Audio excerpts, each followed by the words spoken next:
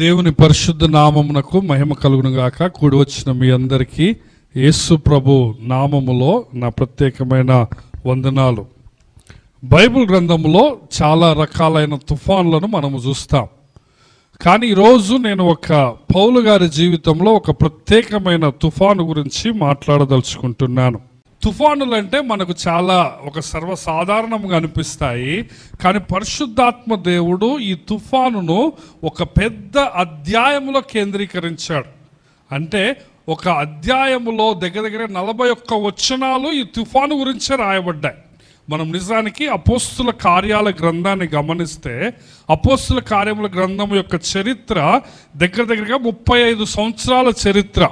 యేసు ప్రభు పునరుద్ధానుడు అయిన దగ్గర నుంచి పౌలు గారు జైల్లో లేకపోతే హౌస్ అరెస్ట్లో ఆ గృహ నిర్బంధములో ఉన్నంత వరకు జరిగిన చరిత్రను మనం చూస్తాం.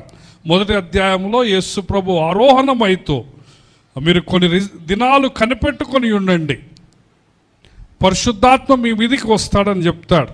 సో యేసు ప్రభు మరణించి పునరుద్ధానుడైన ఆ కాలం నుంచి దగ్గరగా క్రీస్తు శకము 64 వరకు ఉన్న అపోస్తుల కార్యం యొక్క చరిత్రను మనం చూస్తాం. 35 సంవత్సరాల చరిత్ర అపోస్తుల కార్యంలో మనకు కనబడుతుంది. 28 అధ్యాయాలు 35 సంవత్సరాల చరిత్రను చూపెడితే ఒక్క 27వ అధ్యాయము కేవలము 2-3 వారాల్లో జరిగిన తుఫానును చూపెడుతుంది.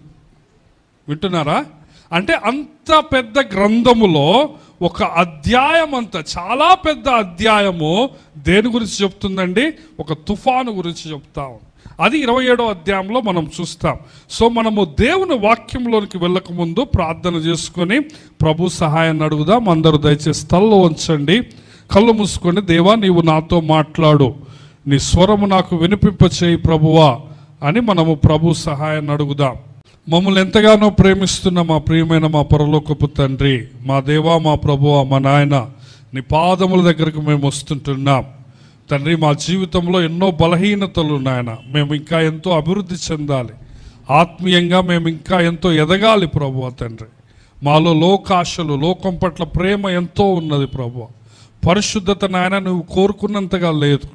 విధేయత, విశ్వాసము కూడా నాయన చాలా లోటుగా ఉంటుంది. కాబట్టి నాయన ఈ దినము మమ్మను కరుణించి క్షమించి ప్రభు నాయన మమ్మను నాయన నీ వాక్యమునకు యోగ్యులుగా ఎంచి దయచేసి నాయన నీ వాక్యాన్ని మాకు విరిచి పంచమని నీ పాదముల దగ్గర గోజాడుతుంటున్నాం. అల్పుడు, అయోగ్యుడు, అపరాధి నాయన నీ పక్షాన్ని నిలవబడుతున్నాడు. దయచేసి మీ కలువరి శిలువలో కార్చిన రక్తాన్ని నాయన మరొకసారి నాయన నీ దాసునిపై ప్రోక్షించి కడిగి పవిత్రపరిచి క్షమించి నాయన నీ నోటికి బూరగా వాడుకొనమని ప్రార్థిస్తుంటున్నాం. మా అందరికీ కావలసిన నీ ఆత్మీయ ఆహారము మాకు దయచేయమని నాయన నీ వాక్యం ద్వారా మమ్మల్ని దీవించి ఆశీర్వదించుమని తండ్రి. మంచి ఆహారం దొరికినట్లుగా మా యొక్క హృదయాలను నాయన నీ వాక్యం చేత తృప్తిపరచి ఆశీర్వదించుమని, ఆనందింపచేయమని యేసు నామంలో అడిగి వేడుకొనుచుంటున్నాము మా ప్రియా పరమ తండ్రి, ఆమేన్. ప్రభునందు ప్రియమైన దేవుని బిడ్డలారా, అపోస్తుల కార్యముల గ్రంథములో మనము ప్రాముఖ్యంగా 2 వ్యక్తుల గురించి చూస్తాం. మొదటి భాగములో మొదటి 12 అధ్యాయాల్లో పేతురు గురించి చూస్తాము. కానీ 13 నుంచి 28 అధ్యాయాలున్న 2వ భాగంలో పౌలు గారి గురించి చూస్తాం కదా. పౌలు గారు 9వ అధ్యాయంలో రక్షింపబడతారు. కానీ 13వ అధ్యాయం నుంచి పౌలు గారి పరిచర్య ప్రారంభమవుతూ ఉంటుంది. సో పౌలు గారు చాలా జీవితంలో చాలా శ్రమలు చూస్తాడు, చాలా కష్టాలు చూస్తాడు. ఎన్ని శ్రమలు, ఎన్ని కష్టాలు అంటే 2వ కొరింథీ 11వ అధ్యాయంలో ఒక లిస్టే ఇస్తాడు. ఆ లిస్ట్ మనం చదివినప్పుడు మనందరికీ చాలా బాధ అవుతుంది. ఇంత దేవుని నమ్ముకున్న ఒక సేవకునికి ఇన్ని కష్టాలా అని మనకు చాలా ఆ విధంగా ఏమవుతుందంటే చాలా కన్నీరు కూడా వస్తుంది. ఒకటి తక్కువ 40 దెబ్బలు నేను 5 సార్లు తిన్నానంటాడు. 3 సార్లు బెత్తములతో కొట్టబడ్డానంటాడు. ఒకసారి రాళ్లతో కొట్టబడ్డానంటాడు. చూస్తారా? 2వ కొరింథీయులకు రాసిన పత్రిక 11వ అధ్యాయం. అన్ని శ్రమలు పౌలు గారు దేవుని కోసం అనుభవిస్తూ వస్తున్నాడు కదా. 23వ వచనాన్ని మనము గమనిస్తే 2వ భాగం నుంచి, మరి విశేషముగా ప్రయాసపడి తిని మరి అనేక పర్యాయములు చెరసాల్లో ఉంటిని, అపరిమితముగా దెబ్బలు తింటిని, అనేక మారులు ప్రాణాపాయములలో ఉంటిని. 24 చూడండి. యూదుల చేత 5 మారులు 1 తక్కువ 40 దెబ్బలు తిన్నాడు. 1 తక్కువ 40 అంటే ఎన్ని దెబ్బలు? 39 దెబ్బలు. 39 × 5 ఎంత? 195 కొరడా దెబ్బలు తిన్నాడు. చాలా భయంకరమైన కొరడా దెబ్బలు యేసు ప్రభు వారికి ఒకేసారి పడ్డాయి. అంటే ఒకేసారి 39 కొరడా దెబ్బలు పడ్డాయి. ఆ కొరడాలు మామూలుగా ఉండవు, కొట్టినప్పుడు మాంసాన్ని తీసుకొని వస్తాయి, వాటికి ఇనప కొంకెలు ఉంటాయన్నమాట. సో అట్లాంటివి 190 దెబ్బలు తిన్నాడు. 25 ముమ్మారు బెత్తములతో కొట్టబడితిని, ఒకసారి రాళ్ళతో కొట్టబడితిని, ముమ్మారు ఓడ పగిలి శ్రమ పడితిని, ఒక రాత్రింబగళ్ళు సముద్రములు గడిపి తిని. చూసారా ఎంత ప్రభు కోసము ఎంత కష్టపడుతున్నాడో. ఒకానొక సమయంలో క్రైస్తవుల్ని హింసిస్తూ, క్రైస్తవుల్ని చంపివేస్తూ, చెరసాలలో వేస్తూ, ఆ విధంగా క్రైస్తవులను హింసించిన వ్యక్తి, క్రీస్తు విరోధిగా, క్రీస్తుని వ్యతిరేకించి క్రైస్తవుల్ని అసహించుకొని వాళ్ళు అంతు చూద్దామనుకున్న వ్యక్తి ఒక రోజున యేసయ్య కనపడేసరికి ఏమైంది? జీవితం మారిపోయింది. పౌలు గారి జీవితము యేసయ్య కనపడ్డప్పుడు మారిపోయింది. క్రైస్తవుల్ని చంపేవాడు కాస్త క్రీస్తు కోసం శ్రమ పడేవాడుగా తయారయ్యాడు. ఎంత శ్రమ పడ్డాడంటే మనమైతే తోక ముడుచుకొని పారిపోతాం. 195 కొరడా దెబ్బలు, 3 సార్లు బెత్తములతో, ఒకసారి రాళ్లతో కొట్టారు, చనిపోయింది అనుకుని ఆ లుస్త్రా ఇకోనియా ప్రాంతంలో వదిలేసి వెళ్ళిపోతారు. ఏమంటున్నాడు చూడండి. ఒక రాత్రింబగళ్ళు సముద్రం ఏ కాక అనేక పర్యాయములు ప్రయాణములలోనూ, నదుల వలనైన ఆపదలలోనూ, దొంగల వలనైన ఆపదల్లోనూ, నా స్వజను వలనైన ఆపదల్లోనూ, అన్యజనుల వలనైన ఆపదల్లోనూ, పట్టణముల ఆపదల, అరణ్యముల ఆపదల, సముద్రముల ఆపదల, కపట సహోదరుల ఆపదలు. 27 వచ్చిన ప్రయాసతోనూ, కష్టములతోనూ, తరచుగా జాగరణములతోనూ. మనం ఒక 5 నిమిషాలు ప్రార్థన చేయడానికి నిద్ర వస్తుంది మనకి, కానీ రాత్రంతా ప్రభు కోసం జాగరణతో, ఆకలి దప్పులతోనూ, తరచుగా ఉపవాసములతోనూ, చలితోనూ, దిగంబరత్వంతోనూ ఉంటుంది. ఇంకనూ చెప్పవలసినవి అనేకములై ఉన్నవి అంటున్నాడు. ఇవన్నీ కూడా భార్య కోసం కాదు శ్రమపడ్డది, కుటుంబం కోసం కాదు, తన దేశం కోసం కాదు, కానీ ఎవరి కోసం చెప్పండి? ప్రభు కోసం. అందుకే పౌలు గారు ఒక చోట ఏమంటారంటే, క్రీస్తుకు కలిగిన గాయాలు ఏమైనా కుదువ ఉంటే అవి నేను భర్తీ చేయటానికి నేను శ్రమ పడుతున్నాను అంటాడు. హల్లెలూయా. యేసయ్య పొందిన గాయాలు, ఆయన పొందిన దెబ్బలు, ఆయన పొందిన శ్రమలలో ఏమైనా కుదవ ఉంటే అవి నేను భర్తీ చేస్తాను అంటున్నాడు. ఆ విధంగా గొప్పగా శ్రమ పడ్డాడు. అటువంటి శ్రమలలో, అటువంటి చలి దిగంబరత్వములో భాగంగా 3 సార్లు ఓడ పగిలింది అన్నాడు. ఒక రాత్రంతా సముద్రంలో గడిపానన్నాడు. సో ఆ సందర్భాలలో ఒక సందర్భమైన 27వ అధ్యాయాన్ని మనము ధ్యానిద్దాం. నిజానికి ఈ అధ్యాయము చాలా పెద్ద అధ్యాయము, 44 వచనాలు ఉంటున్నాయి కదా. ముందు అధ్యాయం 28 చివరి అధ్యాయంలో కూడా దీని కంటిన్యూయేషన్ ఉంటుంది. కాబట్టి మనం కొన్ని వచనాలను చూద్దాం. ఈ యొక్క అధ్యాయం సందర్భం నేను మీకు చెప్తున్నాను, జాగ్రత్తగా వినండి.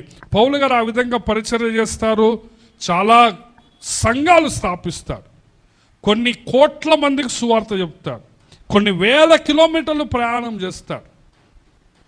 చేసిన తర్వాత లాస్ట్కి పౌలు గారిని అరెస్ట్ చేస్తారు,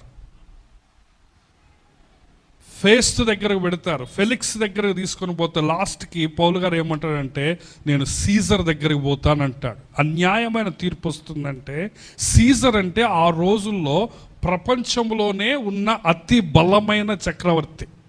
కైసరు అని బైబిల్లో అన్నారు, కానీ రోమా చక్రవర్తి పేరేం పేరు? సీజర్. సో ఆ కైసరు దగ్గరికే నేను పోతాను, ఆ సీజర్ దగ్గరికే పోతానంటే, పౌలు గారు రోమే పౌరుడు కాబట్టి, రోమీయుడు కాబట్టి, ఏ రోమీయుడైనా కానీ నేను చక్రవర్తి దగ్గరికి నా కేసును పంపియండి అంటే పంపించాలి. యూదులకు బానిసలకు అట్టి యోగ్యత లేదు, కానీ కేవలము రోమా పౌరసత్వం కలిగిన వారికే ఆ ఆధిక్యత ఉంది. సో అట్టి ఆధిక్యతను పౌలు గారు అడ్వాంటేజ్గా తీసుకొని ఏమంటాడంటే, నేను రోమ్లోకి పోతాను, ఇటలీ క్యాపిటల్ సిటీ అని రోమ్లోకి పోతాను, అక్కడ నేను కైసర్ ముందు నా కేసు చెప్పుకుంటాను అంటాడు. సో పౌలు గారు ఇప్పుడు రోమ్కి బయలుదేరుతున్నాడు. ఎక్కడికి బయలుదేరుతున్నారు చెప్పండి? రోమ్కి. మొదటి వచనం చూడండి. మేము ఓడ ఎక్కి ఇటలీ వెళ్ళవలన నిర్ణయమైనప్పుడు వారు పౌలును మరికొందరి ఖైదీలను ఔగుస్తు పట్టాలములో శతాధిపతి అయిన యూలి అను వానికి అప్పగించిరి. ఒక శతాధిపతి అంటే 100 మంది సైనికులున్న అధిపతి. అతని పేరు యూలి. యూలికి పౌలు గారిని ఇతర ఖైదీలను అప్పగించారట. ఆసియా దరి వెంబడి నుండి పట్టణములకు ప్రయాణము చేయబోవు అద్రముత్తియా పట్టణపు ఓడనెక్కి మేము బయలుదేరితిమి.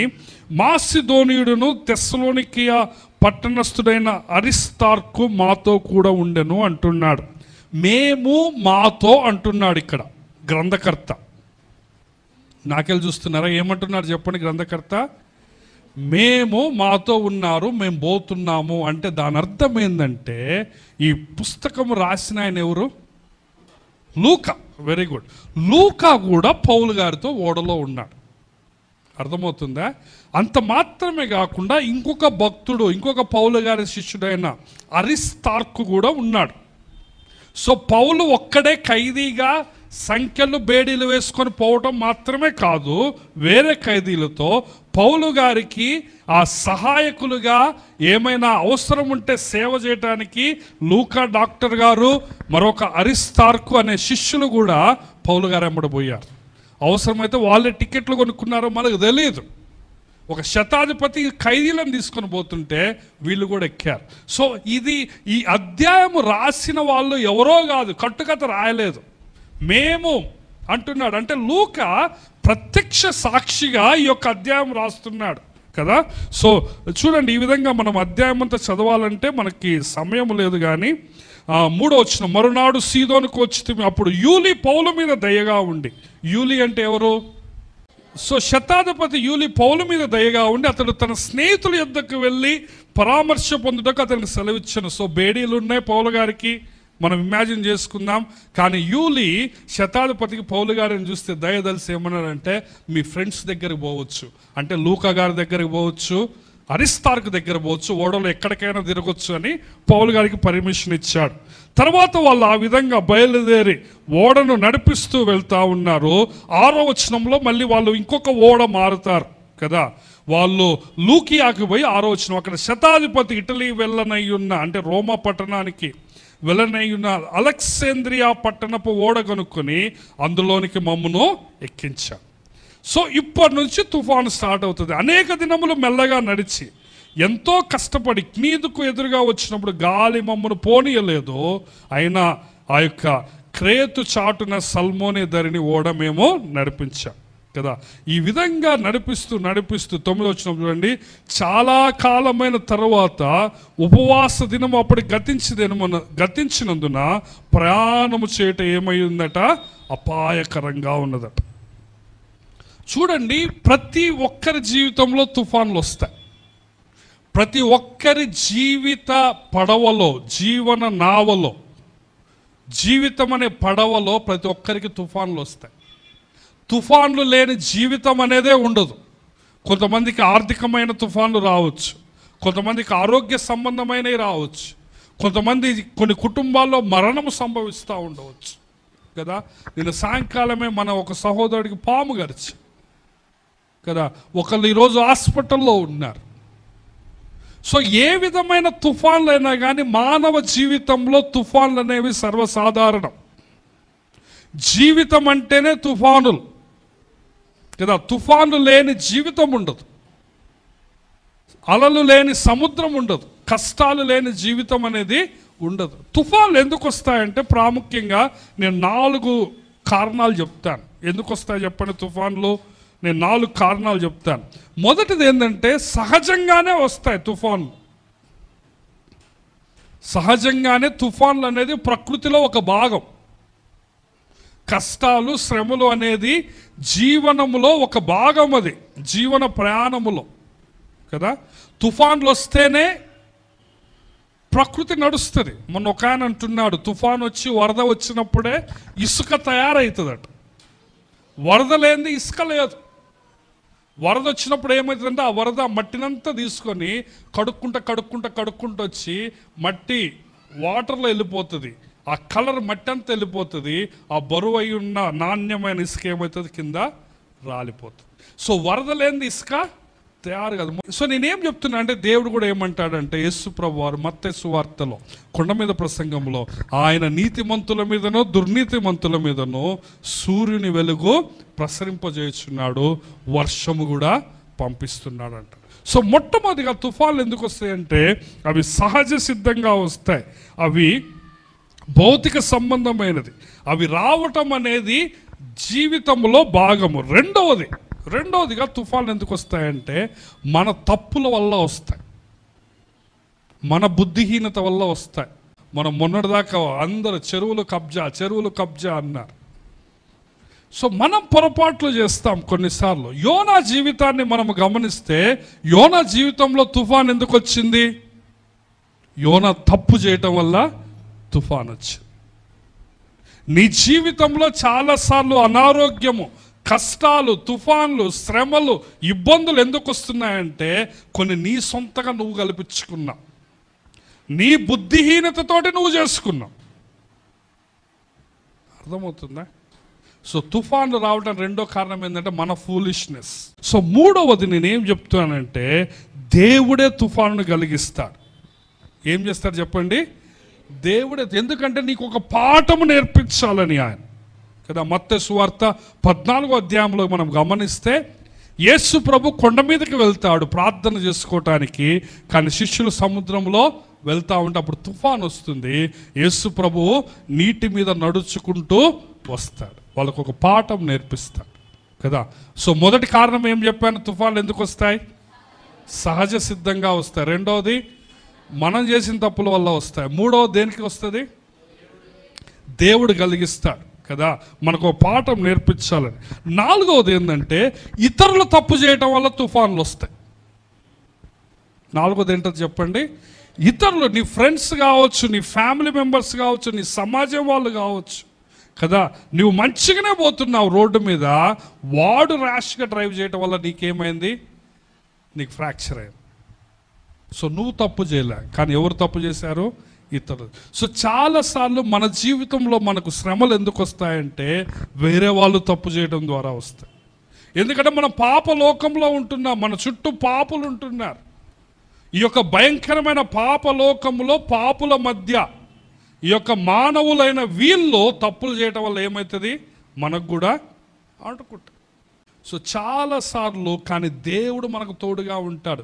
ఇతరులు చేసిన తప్పుల వల్ల నీకు శ్రమ వస్తే దేవుడు నీకు విజయం ఇస్తాడు, దేవుడు నీకు తోడుగా ఉంటాడు. ఈరోజు నీ భర్త కావచ్చు, నీ భార్య కావచ్చు, నీ తల్లిదండ్రులు కావచ్చు, వాళ్ళు చేసిన తప్పుల వల్ల నీ పిల్లలు కావచ్చు, నీవు శ్రమ పడుతూ ఉండొచ్చు. సో చాలాసార్లు మనం ఏం చేస్తామంటే, ఇతరులు చేసిన తప్పుల వల్ల మన జీవితంలోకి ఏమొస్తాయి? తుఫాన్లు వస్తాయి. సో 4 కారణాలు చెప్పాను. మొదటిది ఏంటిది? సహజంగా వస్తుంది. రెండోది మన తప్పుల వల్ల వస్తుంది. కాబట్టి మనం ఏం చేయాలా? మన తప్పులు ఒప్పుకోవాలా, దేవుని క్షమాపణ అడగాల, మరలా ముందుకు సాగాల. మూడవది ఏంటిది? దేవుడు మనకొక పాఠం నేర్పించడానికి. నాలుగోది ఏంటో చెప్పండి? ఇతరులు తప్పు చేయటం వల్ల కూడా మనకు తుఫాన్లు వస్తాయి. కానీ ఏ కారణం ఏదైనా కానీ మనం దేవుణ్ణి వదిలిపెట్టొద్దు. దేవుని ప్రేమను మనం ఎప్పుడూ అనుమానించకూడదు. వింటున్నారా? యోనా యొక్క తుఫానును మనం గమనిస్తే, యోనా పడవలో ఉండటం వల్ల, వినండి నాకెళ్ళి చూడాలి, యోనా పడవలో ఉండటం వల్ల యోనా మాత్రమే కాదు, పడవలో ఉన్నోళ్ళందరూ చావు అంచుకుపోయారు. అర్థమవుతుందా? ఆ ఓడలో ఉన్నోళ్ళందరినీ చంపడానికి కారణం ఎవరయ్యారు? యోనా. ఎంత భయంకరమో చూసారా? యోనా ఒక్కడు తప్పు చేయటం వల్ల ఎంతోమంది మరణం వరకు పోయారు. లాస్ట్కి యోనా ఏమంటాడు? నా వల్లే వచ్చింది తుఫాన్, నన్ను ఎత్తి సముద్రంలో పడేయండి, తుఫాన్ ఆగిపోతుంది అంటారు. అయినా వాళ్ళు అంటే యోనా ఏమన్నారంటే, నేను ఆత్మహత్య చేసుకోలేను, నాకు దూకాలంటే భయం, మీరే నన్ను చంపండిరా అన్నాడు. ఇంకా వాళ్ళు ఏం చేశారో మనకు తెలియదు. కాళ్ళు చేతులు కట్టారా, లేకపోతే కళ్ళు మూసుకోరా అని కళ్ళకు గంతలు కట్టారో ఏమో తెలియదు. వాళ్ళు ముందు ప్రార్థన చేసుకుని, దేవుడా మమ్మల్ని క్షమించు, మేము ఒక వ్యక్తిని చంపివేస్తున్నాం, ఈ పాపం మా మీద రానియబాకు, కానీ తుఫాన్ చూస్తే ఇంత ఘోరంగా ఉంది, కొన్ని కోట్ల రూపాయల సరుకు ఓడలో ఉంది, ఇన్ని వందల మంది మేము ఉన్నాము ఎట్లా అని వాళ్ళు ఏం చేశారు? యోనాను తీసుకుపోయి ఎత్తేసారు. అప్పుడు ఏమైపోయింది? తుఫాను ఆగి. కానీ పౌలు గారి తుఫానుని మనం గమనిస్తే పౌలు గారు ఓడలో ఉండటం వల్ల అందరు బతికారు.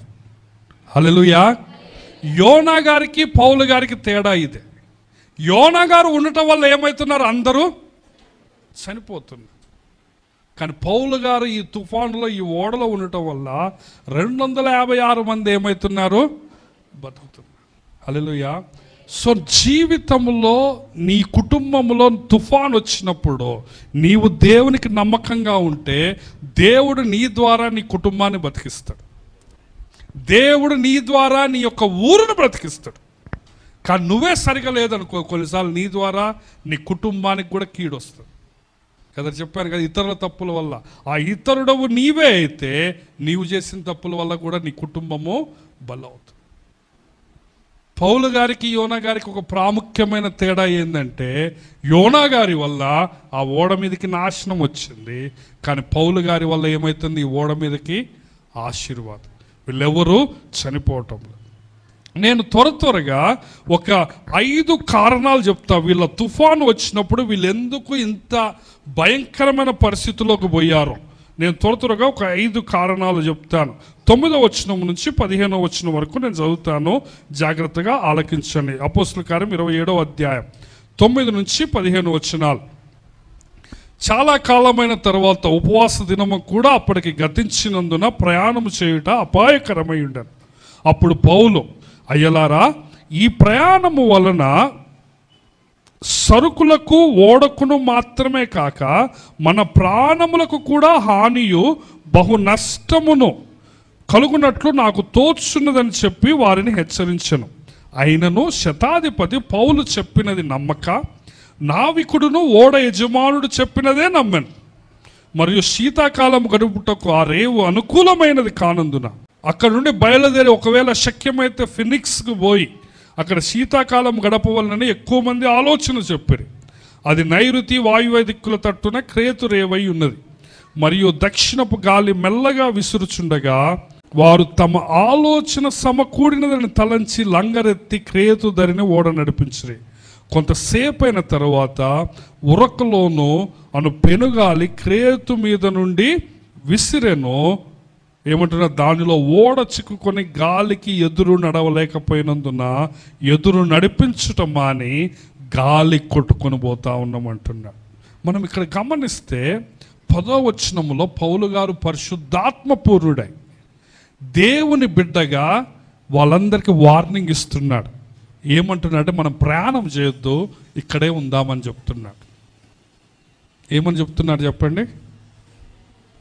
చూడండి 10వ వచనం ఏమంటుంటే, మన ప్రయాణం వలన సరుకులు ఓడకు మాత్రమే కాక మన ప్రాణాలకు కూడా నష్టం వస్తుంది, మనం ముందు పోవద్దంటే 11వ వచనంలో ఏమంటున్నాడు?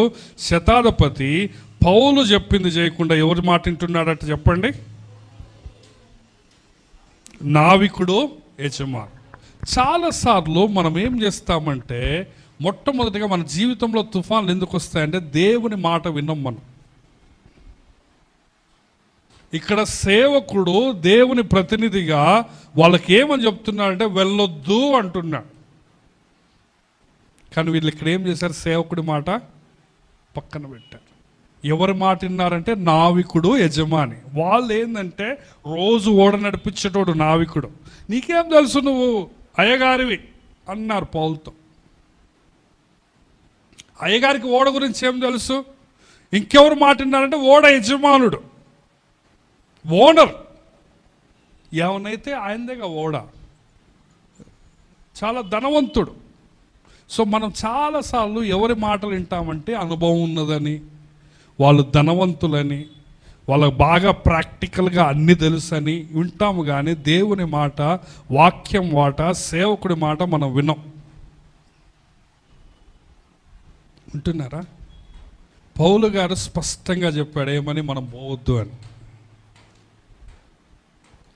పోవద్దు అంటే వాళ్ళు ఏం చేస్తున్నారు? కంగారులో నిర్ణయం తీసుకుంటున్నారు, తొందరపడి నిర్ణయం తీసుకుంటున్నారు. ఈ విధంగా దేవునిని సంప్రదించకుండా నీవు నిర్ణయం తీసుకుంటే నీ జీవితం ఏమైపోతుంది అంటే నాశనం అయిపోతుంది. సో మొట్టమొదటిగా జీవితంలోకి తుఫాను భయంకరంగా నష్టపరచడానికి కారణం ఏంటంటే, మొట్టమొదటిది ఏంటంటే దేవుని సూచనలు పాటించకపోవటం. దేవుని సూచనలు పాటించకుండా ఏం చేశారు వీళ్ళు? కంగారు పడి నిర్ణయం తీసుకున్నారు. రెండవది, ఎవరి మాట వింటున్నారు వీళ్ళు చూడండి అంటే, లోక సంబంధమైన మాటలు వింటున్నారు. ఎవరి మాట విన్నారంటే వీళ్ళు? నావికుడు మరియు ఓడ యజమానుడు. ఈ రోజున దేవుని మాటల కంటే ఎవరి మాటలు నచ్చుతాయి జనాలకి? లోక సంబంధమైన వాళ్ళ మాట. దేవుని వాక్యం చెప్పే మాటలు అస్సలు పనికిరావు. కానీ లోకస్తులు వచ్చి, ఇట్లా పో, నీకేంది అసలు, నువ్వు పోతే ఇదవుతుంది, ముందుకు నడు, ముందు పడు అంటే ఏం చేస్తారు? ముందుకు పడి వెళ్తారు. సో మొట్టమొదటి కారణం ఏం చెప్పాను, ఎందుకు వీళ్ళకి ఇంత శ్రమ వచ్చింది? మొట్టమొదటి ఏంటంటే దేవుని సూచనను వాళ్ళు పక్కన పెట్టారు, సేవకుని మాట విన్నారు. రెండవది, ఎవరి మాట విన్నారు చెప్పండి? లోకస్తుల మాట విన్నారు. వాళ్ళు ధనవంతుడు, వాడు యజమానుడు, వాడు చెప్పింది కరెక్ట్ అవుతుంది, లేకపోతే వాడికి చాలా నడపడంలో నైపుణ్యం ఉంది. సో నువ్వు లోకస్తుల మాట వినకూడదుగా, నువ్వు పరిశుద్ధాత్ముడి మాట వినాలి. హల్లెలూయా. తర్వాత ఇంకొకటి ఏం చెప్తున్నా అంటే, 12వ వచనంలో మనం మూడవది చూస్తాం. 12వ వచనంలో ఏంటంటే, పరిస్థితులను బట్టి సులువుగా ఉన్నదని వాళ్ళు ముందుకు పోతున్నారు. చూడండి, శీతాకాలము గడుపుటకు రేవు అనుకూలమైనది కానందున అక్కడ నుండి వేరే ఊరికి పోదామంటున్నారు. పౌలు గారేమో ఇక్కడే ఉందామంటే వాళ్ళు ఏమన్నారు? చలికాలం వస్తుంది. ఎన్ని రోజులు ఈ తుఫాన్ ఉంటుందో మనకు తెలియదు. చలికాలం మీరు ఉండలేము కాబట్టి మనం ఏమంటున్నారు? సుఖం లేదు కాబట్టి పోవటం. ఎటు అనుకూలంగా ఉంటే అటు పోవటం, ఎటు సుఖం అనిపిస్తే అటు పోవటం. కష్టాన్ని ఓర్చుకోలేరు. నీ జీవితంలో నష్టం రావడానికి మొట్టమొదటి కారణం ఏం చెప్పాను నేను? దేవుని సూచనలు పాటించావు. రెండోది ఏంది? లోకస్తుల సూచనలు పాటిస్తావు. పరిశుద్ధాత్మని సూచన బట్టి రెండు. మూడోది ఏం చెప్పాను? సుఖాన్ని బట్టి పోతాం. అటు పోతే సుఖంగా ఉంది. ఏమంటున్నారు అక్కడ? ఆరేవో అనుకూలమైంది, ఆడకపోతే బాగుంటుంది, పలానోళ్ళు అయితే మంచిగా ఉంటుంది, ఈడైతే కష్టంగా ఉంటుంది. ఈ అయ్యగారు మంచోడు కాదు, ఈ అయ్యగారు ఎప్పుడు కఠినంగా చెప్తారు, పలానా దగ్గర పోతే బాగుంటుందని ఆడకపోయారు కదా. నాలుగవది ఏంటంటే చూడండి, వారు తమ ఆలోచన సమకూడినదని తలంచి లంగరెత్తి క్రేతు ధరిన ఓడను నడిపించారు. మూడవది ఏంటంటే పరిస్థితులు ఎడు పంపిస్తాడు పోవటం కదా. ఇంకా మన 15వ వచనంలో ఏం చూస్తామంటే, గాలికి ఎడు పంపిస్తాడు పోయారట, గాలికి కొట్టుకొని పోతున్నారట.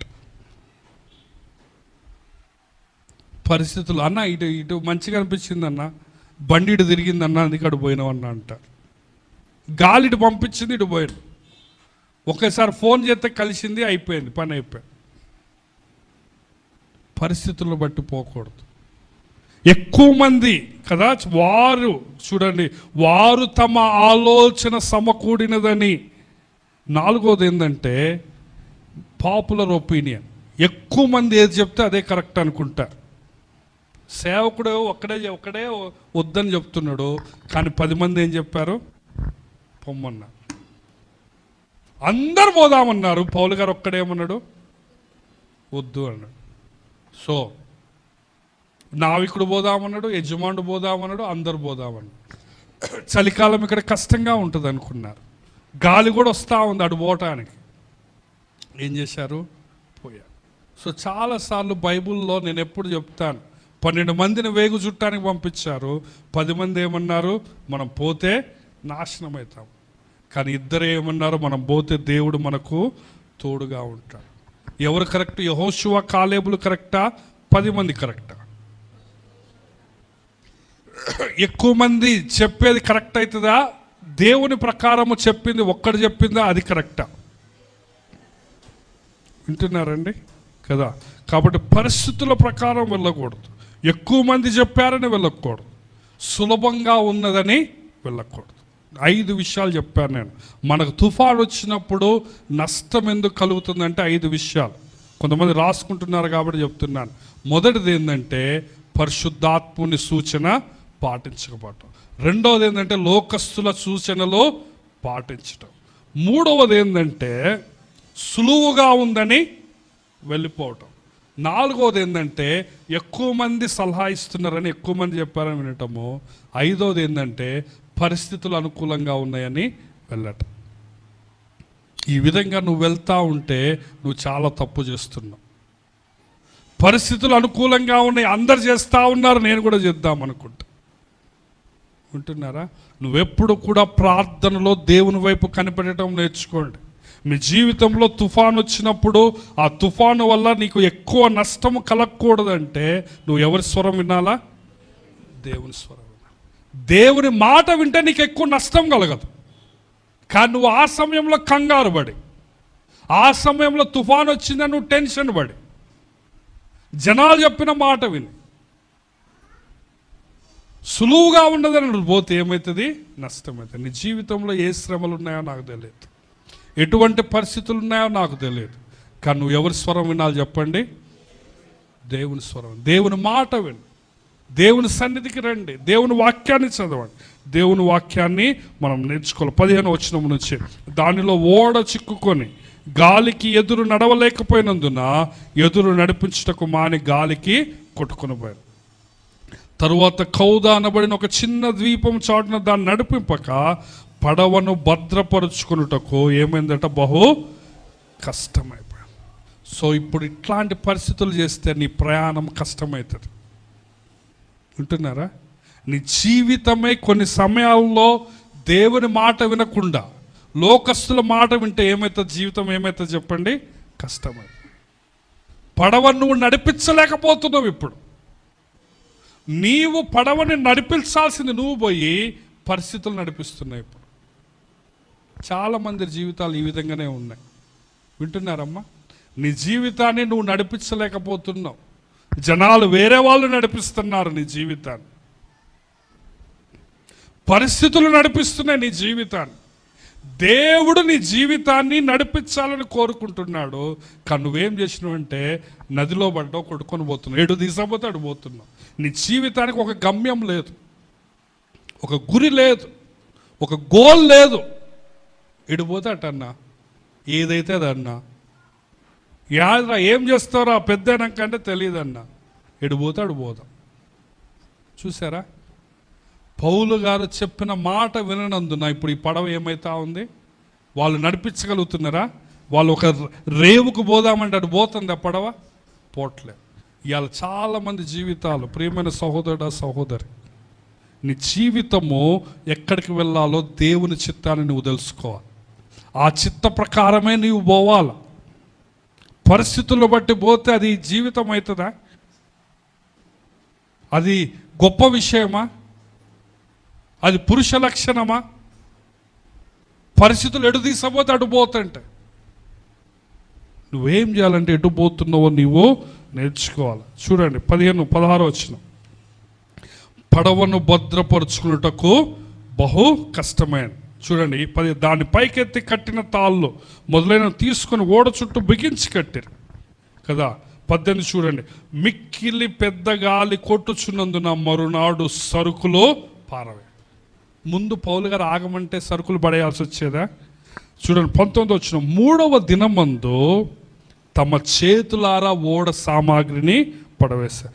కొన్ని దినములో సూర్యుడైనను నక్షత్రములైన కనపడక పెద్ద గాలి మా మీద కొట్టినందున ప్రాణములతో తప్పించుకుందామని ఆశ బొత్తిగా పోయింది. చూడండి ఎట్లా పరిస్థితిలో ఉన్నారు. కొన్ని 2 వారాలు వాళ్ళు సూర్యుని చూడలేదు, చంద్రుని చూడలేదు, నక్షత్రాలు చూడలేదు. సముద్రంలో ఉన్నారో తెలుస్తుంది మనకి, అట్లెట్లా అవుతుంది కథ అనుకుంటాం. కానీ రియల్ మనమే చూడలే 10 రోజులు సూర్యుడిని. అవునా కదా? సముద్రం ఎట్టు చూసిన చీకటి, ఎట్టు చూసిన తుఫాను. దగ్గర 20-25 రోజులు ఉంటుంది ఈ తుఫాను. ఇంకా వాళ్ళకి ఏమైపోయింది, ఇంకా ఓడలో సామాన్లు పడేశారు. లాస్ట్కి వాళ్ళు బ్రతుకుతామన్న ఆశ కూడా వాళ్ళకి ఇప్పుడు లేదు. ఎందుకు? చేతులారా చేసుకున్నారు వాళ్ళు. అవునా కాదండి? దేవుని సేవకుడు చెప్పిన మాట వినకుండా ఏం చేసుకున్నారు? చేతులారా చేసుకున్నారు. చూడండి 21 వచనం. వారు బహుకాలము భోజనము లేక ఉన్నందున పౌలు వారి మధ్యను నిలిచి, అయ్యలారా, మీరు నా మాట విని క్రేతు నుండి బయలుదేరక ఉండవలసింది, అప్పుడు హానియో నష్టమును కలగకపోయి. పౌలు గారు చూసారు ఎంత రెస్పెక్ట్గా మాట్లాడుతున్నాడో. చాలా రోజులు వీళ్ళు భోజనం కూడా చేయట్లే ఇప్పుడు కదా. చేస్తారా భోజనం? మొన్న మనకు వరదలు వచ్చిన రోజు ప్రకాశ్ నగర్ బ్రిడ్జి మీద పొద్దున 9 నుంచి రాత్రి 11 దాకా ఉన్నారు వాళ్ళు బ్రిడ్జి మీద నిలవబడి. వాళ్ళ బిర్యానీ ప్యాకెట్ పంపేయండి, తినమంటే తింటారు వాళ్ళు. ఓడలో ఎట్టుంటుందో తెలుసా? అటు కొడుతుంది ఇటు కొడుతుంది. నేను తిన్నా కానీ బయటకు వస్తుంది అది. ఎంతమంది సముద్రంలో పోయారు? నాది ఇట్లా పోతుంది ఇట్లా పోతుంది అటు ఇటు కదా. 107వ కీర్తనలో ఏమంటారంటే, తాగుబోతులాగా అటు ఇటు కొట్టారు, ఆకాశం మనకు ఎక్కుతూ కిందికి దిగుచూ ఉన్నామంట. ఆ విధంగా ఏం తిన్నా అరగదు, ఏం తిన్నా వాంతు చేసుకోవటమే. సో చాలా రోజులు ఏంటంటే వీళ్ళు తినక, అప్పుడు పౌలు గారు ఏమంటారు, అయ్యలారా, నేను క్రేతులోనే ఆగుదామని చెప్పిన కదా, మీరు అట్లా నా మాట వింటే ఇంత నష్టం కాదు. కానీ ఏమంటున్నారు చూడు పౌలు 22వ వచనం, ఇప్పుడైనను ధైర్యము తెచ్చుకుని మిమ్మల్ని వేడుకొనుచున్నాను, ఓడకే గాని మీలో ఎవని ప్రాణమునకు హాని కలగదు. చూడండి 23, నేను ఎవని వాడను, ఎవరిని సేవించుచున్నాను, ఆ దేవుని దూత గడిచిన రాత్రి నా యొద్ద నిలిచి, పౌలా, భయపడకుము, నీవు కైసర్ ఎదుట నిలవలసి ఉన్నది. ఇదిగో నీతో కూడా ఓడలో ప్రయాణమైపోతున్న వారందరినీ దేవుడు నీకు అనుగ్రహించున్నాడని నాతో చెప్పాను. కాబట్టి అయ్యలారా, ధైర్యము తెచ్చుకుని నాతో దూత చెప్పిన ప్రకారము జరుగు.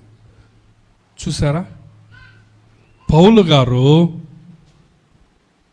అందరి కోసం ప్రార్థన చేస్తున్నాడు. సో రాత్రిపూట ఎవరు వచ్చారట పౌలు గారి దగ్గరికి? దేవుని దూత వచ్చాడు. దేవుని దూత వచ్చి ఏమన్నాడంటే, నేను నీ ప్రార్థన విన్నా, నీ ప్రాణమే కాదు, నువ్వు కైసర్ ఎదుట సీజర్ దగ్గర నిలబడతావు, ఈ ఓడలో ఉన్న అందరి ప్రాణాలను నీకు ఇచ్చిన అన్నాడు. హల్లెలూయా. చూసారా, నువ్వు ఒక్కడవే కాదు, నువ్వును బట్టి ఈ ఓడలో ఎవ్వరు చనిపోరు.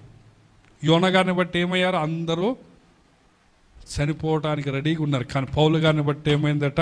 ఎవ్వరూ చనిపో. ఇక్కడ పౌలు గారు 4 విషయాలు చెప్తున్నాడు. మొట్టమొదటిది ఏమంటారంటే, నేను ఎవని వాడనో అంటున్నాడు. అనంటే నేను ఎవని వాడనో అనండి. రెండోది ఏంటంటే, నేను ఎవరిని సేవించుచున్నానో అంటున్నాడు. మూడవది, దూత నా పక్కన నిలిచాడు అంటున్నాడు. నాలుగవది, నాకు వాగ్దానం ఇచ్చాడు అంటున్నాడు. మొదటిది ఏమంటున్నాడు పౌలు గారు? నేను దేవుని బిడ్డను అంటున్నాడు. హల్లెలూయా. నేను ఎవని వాడనో ఆయనే నాకు చెప్పాడు. నేను ఎవని వాడనో మీకు తెలుసా? నేను ఎవరి వాడను? నా ప్రియుడు నావాడు, నేను అతని దానను అంటాడు. అంటే పరమగీతంలో శూలమ్మటి. నీవు ఎవరి వాడవో అది నీకు తెలియాలి. నేను యేసయ్య బిడ్డను అని మీరు ధైర్యంగా చెప్పాలి. పౌలు గారు ఏమంటున్నారంటే, నేను ఎవరి వాడనో, మీరు ఎవరు వాడు నాకు తెలియదు, కానీ నేను దేవుని బిడ్డను, నేను దేవుని కుమారుని, నేను దేవుని సేవకుడిని, నేను ఆయన వాడను. మళ్ళీ ఏమంటున్నా, నేను ఎవరిని సేవించు. చాలామంది ధైర్యంగా నేను దేవుని బిడ్డనని చెప్పుకుంటారు, కానీ దేవుణ్ణి సేవిస్తున్నా అని చెప్పుకోలేరు. దేవుని నేను సంపూర్ణంగా ఆరాధిస్తున్నా అని చెప్పుకోలేరు. వింటున్నారా? సో మొట్టమొదటి ఏంటంటే, దేవునితో నీకు సంబంధం ఉండాలా. రెండోది, దేవునితో సహవాసం ఉండాలి. హల్లెలూయా. ఆయన్ని సేవిస్తే నీకు ఆయనతో సహవాసం ఉంటుంది. ఆయనతో నీవు మాట్లాడాలి, ఆయనకు ప్రార్థన చేయాలి, ఆయన వాక్యం దివారాత్రం చదువుకుంటే అప్పుడు ఆయన నీవు సేవిస్తావు. మూడవది ఏంటంటే, దేవదూత దగ్గరికి వచ్చి నిలిచాడు. హల్లెలూయా. దేవుని సన్నిధి ఆయనతో ఉంది పౌలు గారితో. మొట్టమొదటి ఏం చెప్పాను? దేవునితో సంబంధం, దేవుని బిడ్డ. రెండోది ఏంది? సంబంధం ఉండటం వల్ల సహవాసం, ఆయన్ని సేవిస్తూ ఉన్నాడు. మూడవది ఏమైంది? దేవుని సన్నిధే ఆయన దగ్గరకు వచ్చి. నాలుగవది ఏమవుతుందంటే, వాగ్దానం వస్తూ ఉంది. ఏమంటున్నాడు? రాత్రి నా యొద్ద నిలిచి, పౌలా, భయపడకుము, నీవు కైసర్ దగ్గర నిలబడాలా, ఇదిగో నీతో కూడా ఉన్న అందరి ప్రాణములకు ఏమీ కాదంటున్నాడు. 25 చూడండి. కాబట్టి అయ్యలారా, ధైర్యము తెచ్చుకుని నాతో దూత చెప్పిన ప్రకారము జరుగునని నేను దేవుణ్ణి నమ్ముచున్నాను. హల్లెలూయా. ఇది విశ్వాసం అంటే.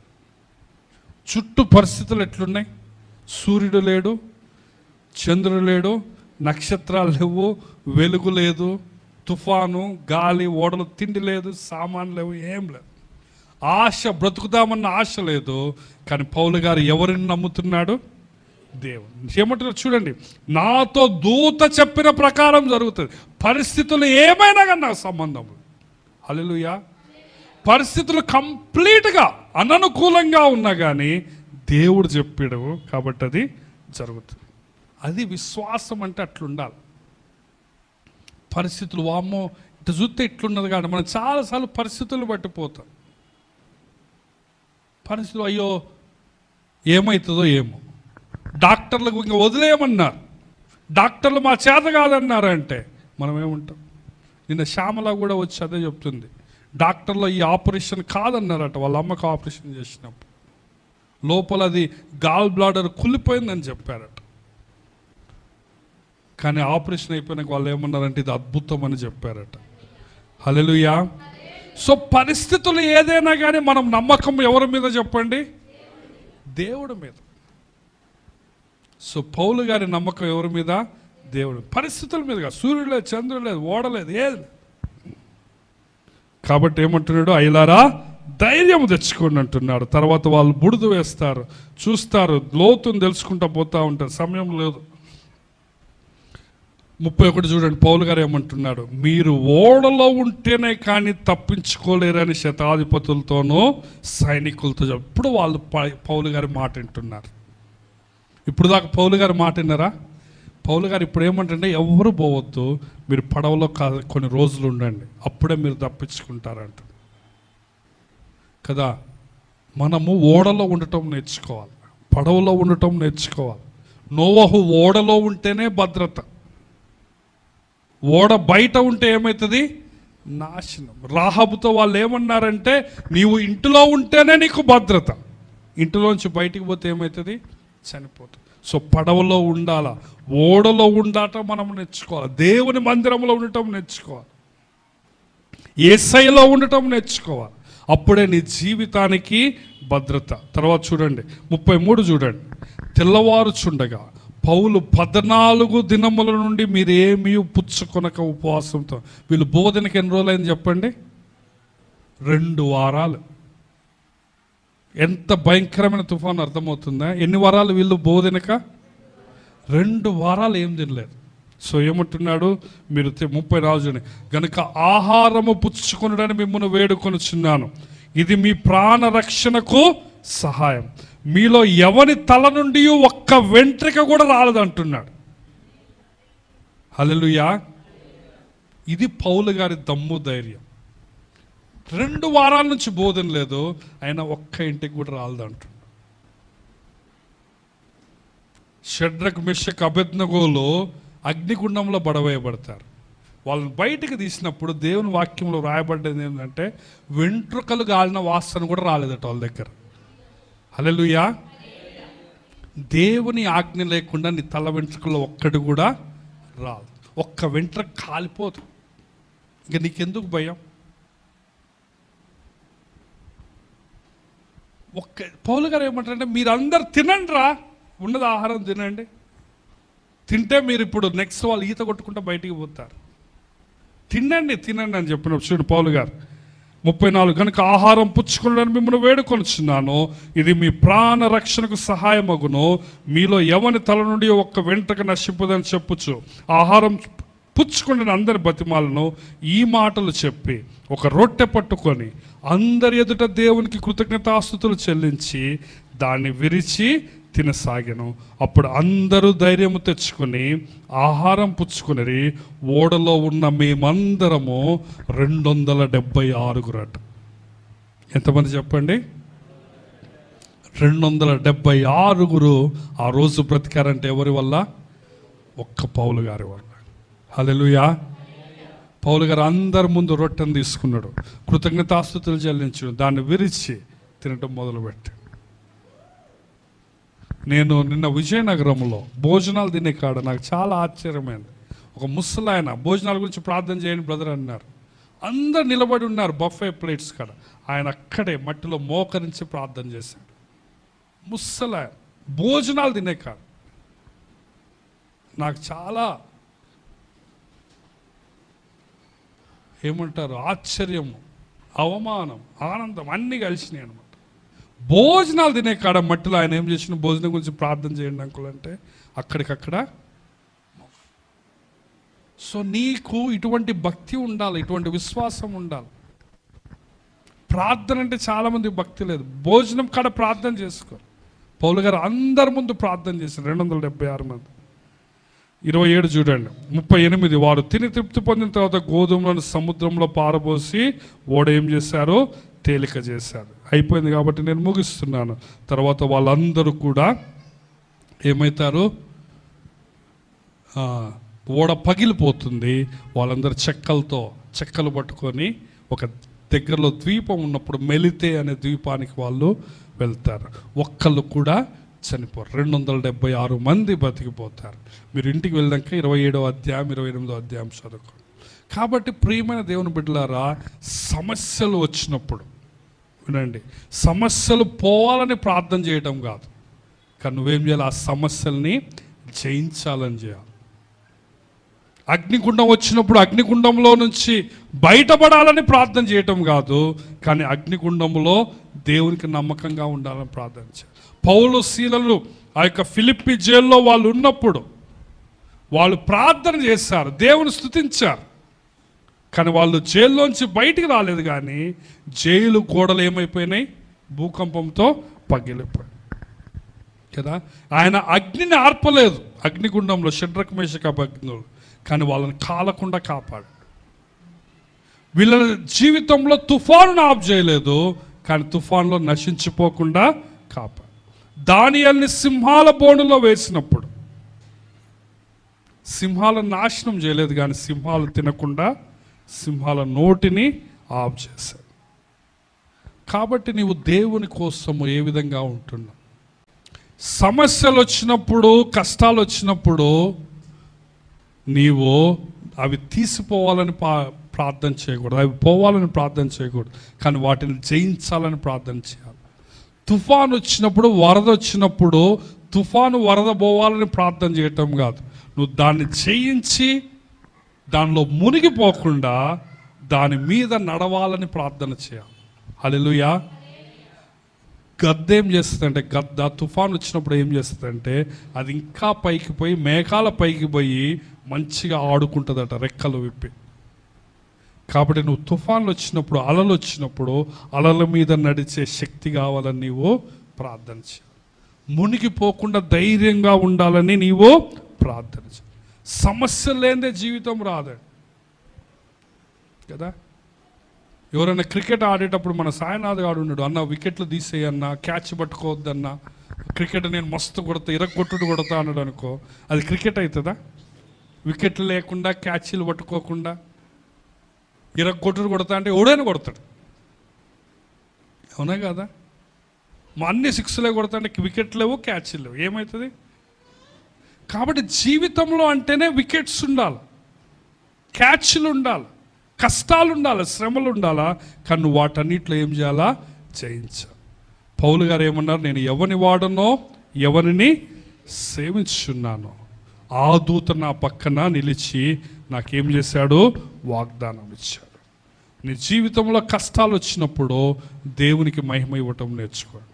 నీ జీవితంలో బాధలు వచ్చినప్పుడు, అనారోగ్యం వచ్చినప్పుడు నువ్వెవరికి మహిమ ఇవ్వాలా? అందరి తలలో వచ్చండి, కళ్ళు మూసుకొని ఒక్క 2 నిమిషాలు అన్ని ఆలోచనలు పక్కన పెట్టి మన జీవితాలు పరీక్ష చేసుకుందాం. ఒక్క 2 నిమిషాలు అందరూ మోకరించగలిగిన వారు మోకరించారు, మోకరించలేకపోతే కనీసం లేచన నిలవబడాడు. నీవు ఎవరి వాడవు, నీవు ఎవరిని సేవిస్తున్నావు ఒకసారి నీవు ఆలోచించు. నీ తుఫానులో నువ్వు ఇంకా నష్టాన్ని తెచ్చుకుంటున్నావా, లేకపోతే దేవుని మీద నీవు నమ్మకం ఉంచుతుంటున్నావు? నీ జీవితంలో కష్టాలు దేవుడు తీసుకుని వస్తే దేవుని ప్రణాళిక నెరవేర్చటానికి దేవుడు కొన్ని కష్టాలను, కొన్ని అనుభవాలను జీవితంలో అనుమతిస్తే దేవుడు ఏ ప్రణాళికకు, ఏ ఉద్దేశానికి అవి అనుమతించాడో ఆ ఉద్దేశం నెరవేర్చబడటానికి నువ్వు ప్రార్థనాపూర్వకంగా నీ జీవితాన్ని ప్రభు చేతుల్లో అప్పచెప్పు. ఏదో కష్టం వచ్చిందని, అనారోగ్యం వచ్చిందని, శ్రమ వచ్చిందని, తుఫాన్ వచ్చిందని కృంగిపోవద్దు.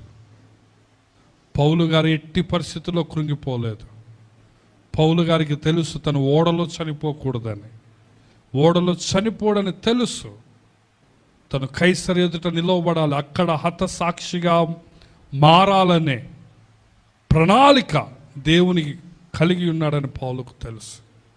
కాబట్టి పౌలు అందరిని ధైర్యపరుస్తున్నాడు. నావికుడిని, శతాధిపతిని, 276 మందిని ధైర్యపరిచాడు. పౌలు ద్వారా ఆ ఓడకు ఆశీర్వాదం వచ్చింది.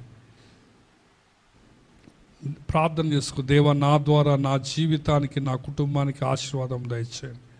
తుఫానులో ఏ విధంగా స్పందించాలో నాకు నేర్పించండి నాయన. కష్టాల్లో పౌలు గారి వలె స్పందించడానికి నాకు తగిన జ్ఞానము దయచేయి ప్రభువా. నాయన శ్రమలు వచ్చినప్పుడు, నాయన తుఫాన్లు వచ్చినప్పుడు, నాయన అగ్ని వంటి పరీక్షలు వచ్చినప్పుడు, నాయన పౌలు గారి వలె నాయన వాక్య ప్రకారంగా స్పందించటానికి నాయన, తను మిమ్మల్ని అవమానపరచకుండా నాయన, మిమ్మల్ని దూషించకుండా నాయన, మీ చిత్తానికి, మీ మహిమకు నా జీవితాన్ని అప్పచెప్పడానికి నాకు సహాయం చేయని ప్రార్థన చేయండి.